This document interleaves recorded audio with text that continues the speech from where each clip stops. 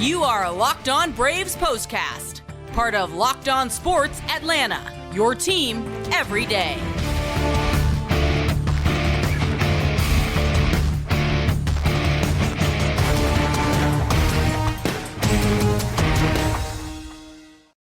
And hello and welcome to the Braves POSTCAST, part of the all-new Locked On Sports Atlanta. Grant McAuley, Jake Mastroianni with you after what was a frustrating defeat for the Atlanta Braves at Busch Stadium as the St. Louis Cardinals got down early. The Braves got to Jordan Montgomery, who'd been nearly flawless since coming over to the Cards, but it was not to be as far as a win being in the cards for the Braves as St. Louis continued to chip away at the lead. And eventually in the ninth inning, they took advantage of a very wild Kenley Jansen to grab a 6-5 walk-off win in literal walk-off fashion. We'll get into all of the particulars of this game and, of course, get you set up for Game 3, the finale of the series.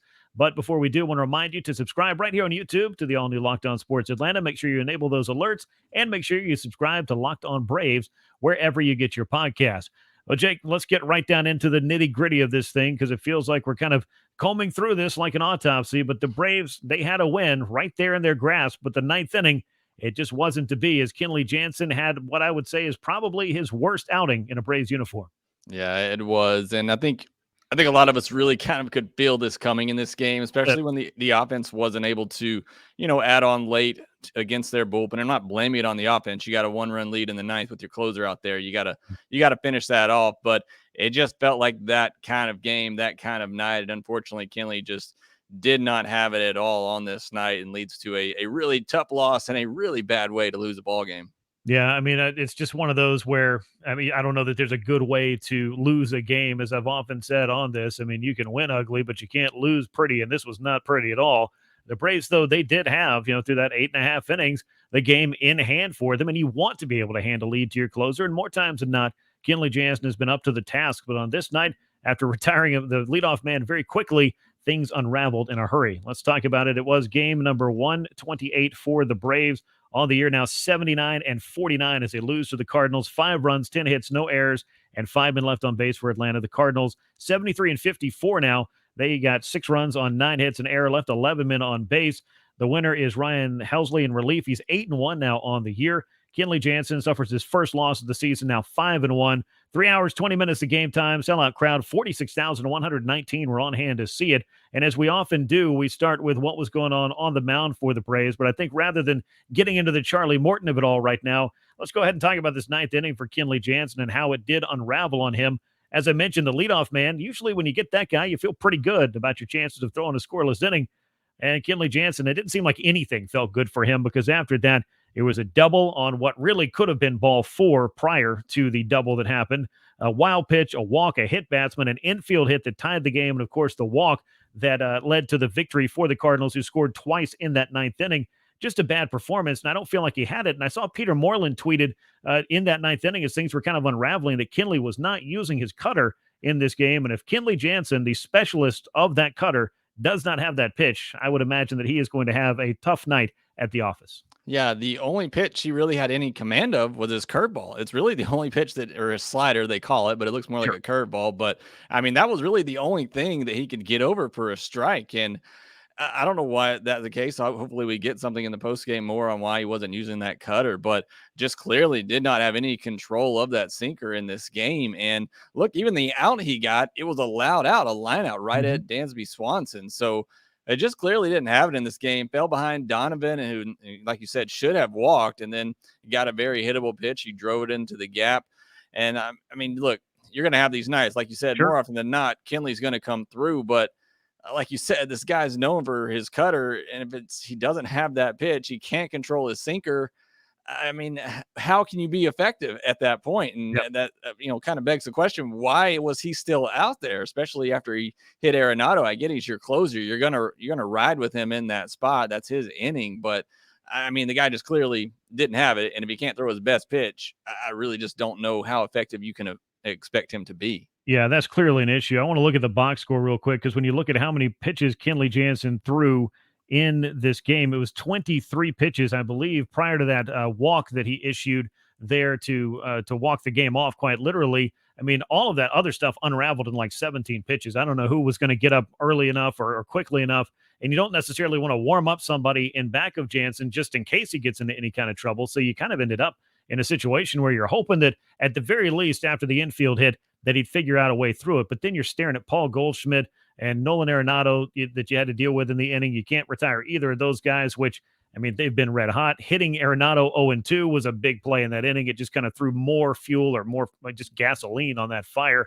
The whole thing just kind of unraveled on him. So I don't know if in hindsight, other than throwing somebody else in the ninth inning, there's really another move that you could have made because they'd used the bullpen, I think, exactly the way they wanted to. Colin McHugh had to handle the sixth inning because Charlie Morton only went 5 innings in this game. He allowed 4 runs on a couple of 2-run homers, 5 hits, 3 walks, 4 strikeouts. And again, those 2 home runs allowed 93 pitches, Jake, to get through 5 innings. It felt like Charlie was really laboring through this start as well. Yeah, it really did. I mean, and this has kind of been, I don't want to say the scary thing, but kind of maybe frustrating is a better word, but just kind of the up and down that Charlie Morton's had all year. He just hasn't really been able to string good starts together. It's either been great, 6, 7 innings and no runs, or it's been 4+ runs in 5 or 6 innings. So we really just haven't seen that consistency all year from him. And like you said, I mean, he's only able to give you 5 innings. As good as the Braves bullpen is, to try to hold what ended up being a 1-run lead for the last 4 innings, that's just tough to do against a good Cardinals lineup. Like you said, you had to go through that Goldschmidt Arenado combo a couple of more times in the back end of that game. And that's just tough to do, to hold that lead. Again, as good as the Braves bullpen has been, you really needed some more length there from Charlie Morton to kind of, give yourself a better chance in the back end. And now you've used your best bullpen arms in the first 2 games of this series. And now you got Jake Odorizzi versus Adam Wainwright on Sunday Night Baseball. So not a good look here, obviously, for the Atlanta Braves, splitting those first 2.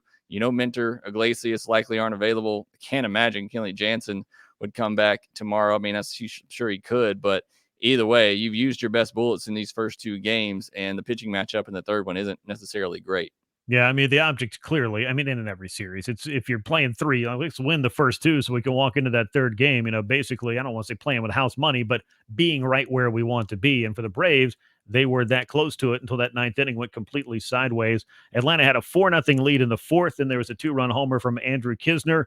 That was the first of the 2 home runs allowed by Charlie Morton in this game. Braves were up 5-2 in the 5th inning. They answered with a run in the top half. The bottom half, Nolan Arenado had himself a day as well. 4 hits for him as he hit a 2-run homer there that made it a 1-run game, and it stayed that way until the 9th when the Cardinals scored twice against Kenley Jansen to literally walk this thing off with ball 4 with the bases loaded. So, it was one of those nights for Kenley Jansen. It was one of those nights where the Braves pitching staff, particularly, I would say more so, Charlie Morton not being able to perhaps go a little bit deeper in the game. And for Jansen, maybe having a little bit of a cushion. The Braves did have a couple of opportunities here or there to add a little bit more, but they simply weren't able to do it against the Cardinals bullpen. So the old tip of the cap, as they say, to the Cardinals relievers who were able to keep it a 1-run game and give their offense a chance in the 9th inning. By now, I'm sure you know, if you follow us here on the Braves Postcast, that Coffee AM is the official sponsor of the show. Coffee AM is an Atlanta-based small batch coffee roaster. And if you go to coffeeam.com/lockedon today, you can get a full look at their menu of coffees, teas, and gift sets, and so much more at coffeeam.com/lockedon. Use the coupon code LOCKEDON to get 15% off your first order. Coffee AM, the best small batch coffee roaster in America. While this game obviously ended poorly, there were some good notes in this one, particularly from the offense, which jumped out to a big early lead against Jordan Montgomery, who had been nearly untouchable since coming over from the New York Yankees. He had allowed 1 run across 24 2/3 innings in his first 4 starts. He was coming off a complete game against the Chicago Cubs. So the Braves, they go ahead and knock him around for 5 runs. You had to feel pretty good, Jake, about what the offense was able to do, highlighted, of course, by a big 3-run homer from Travis d'Arnaud. Yeah, and really the middle of that lineup. I mean, Olsen, and talked about it yesterday, he's really been swinging the bat great lately. 2 more hits tonight, but now Austin Riley, who had been a little bit cool this month, he hits a 3-hit night, so great to see that as well. Obviously, we yet to mention Ronald Acuna Jr. not in the lineup tonight. That changes things, significantly when he's not in there. But yeah, great to see the middle of the order, those guys get going. d'Arnaud, again, I feel like every game we're talking about a big hit from either d'Arnaud or William Contreras. So those guys just continue to get it done. So yeah, another, great night from the offense. Certainly you score 5 runs more often, on most nights, that's going to be enough for the Braves pitching staff. Unfortunately, just wasn't the case this evening. No, it was not. 29 home runs now for Braves catchers as of that 3-run long ball for d'Arnaud. You mentioned Matt Olson, how hot he has been of late. 8 hits in his last 3 games. He started the road trip 0 for 8. but 8 for 13 since, of course, the big home run that he hit up in Pittsburgh. And he's had a couple of multi-hit games here, 5 hits in the first 2 games against the St. Louis Cardinals. Travis d'Arnaud was 2 for 4 in this game, had the 3-run homer, and the Braves offense was able to put up what you would feel like would typically on most nights be enough to win a game. Unfortunately, Ronald Acuna Jr. was not able to play. I'm glad you brought that up because that changes the dynamic of the Braves offense quite literally, because it puts more on everyone else that needs to move up in the order and produce a little bit more. Dansby Swanson had a bit of a tough night. Of course, there's a big difference in having Guillermo Heredia in the lineup and having Ronald Acuna Jr. in the lineup, and that's no offense to the man who swings the swords, but it's very different between the two when it comes to swinging the bats. Ronald not feeling so good after running the bases last night, some knee soreness, maybe some inflammation that he's dealing with. Brian Snitker said it was just kind of giving him a day to get off that leg and, hopefully being back in there sooner than later. But when you don't have Ronald Acuna Jr. in your lineup, it is a very different Braves team, but the 5 runs you scored, you would hope would be enough on most nights, and on most nights it probably is. Well, let's get you set up for Game 3 on Sunday. Before we do that, though, and before I tell you about betonline.net, I did want to mention that, of course, as the Braves did lose, the Mets beat the Rockies this evening, so the Braves deficit in the NL East jumps the game up to 3 games back. Atlanta's 10-game road winning streak also ended with this loss, and so did the string of about a week's worth of quality starts from the Braves rotation. So, Jake, I think it's just, there has to be kind of a singular focus for this Braves club.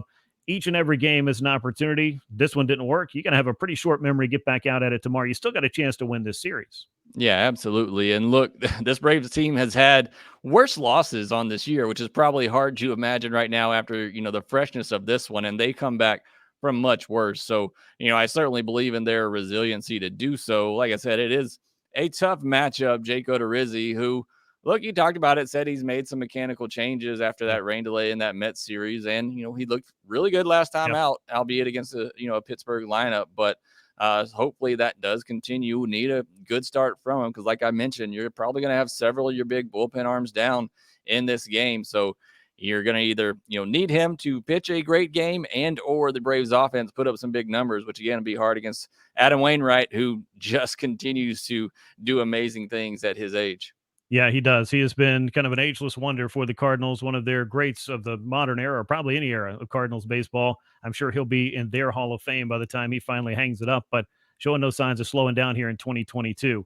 BetOnline.net's the fastest and easiest way to check in on all your betting needs. You can find your favorite sports and events at the #1 online source for odds, lines, and games with reviews and news from every league: MLB, NFL, NBA, NHL, combat sports, esports, even golf. Head to betonline.net today or use your mobile device to learn more about the action that's happening at BetOnline, where the game starts.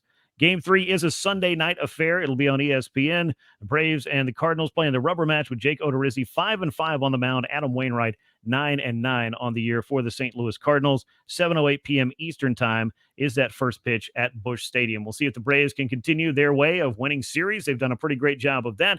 And, of course, finding a way to bounce back from a tough loss. That, I think, has been one of the just real hallmarks of this club over the past few years under Brian Snitker, is having that short memory and turning the page to that next day. And the next day is on Sunday with a chance to take 2 out of 3 from the Cardinals. Thanks, as always, for tuning in to the Braves Postcast, part of the all-new Locked On Sports Atlanta. We appreciate you taking the ride along with us. Win or lose, we got you covered here. Make sure you hit subscribe on YouTube and click the bell to get those notifications whenever we drop a new episode. And make sure you subscribe to Locked On Braves wherever you get your podcasts. For Jake Mastroianni, I'm Grant McAuley. A rough one for the Braves at Busch Stadium tonight. They're walked off by the Cardinals. 6-5 the final score. We'll be back with you on the Braves Postcast after Game 3. And until then, so long, everyone.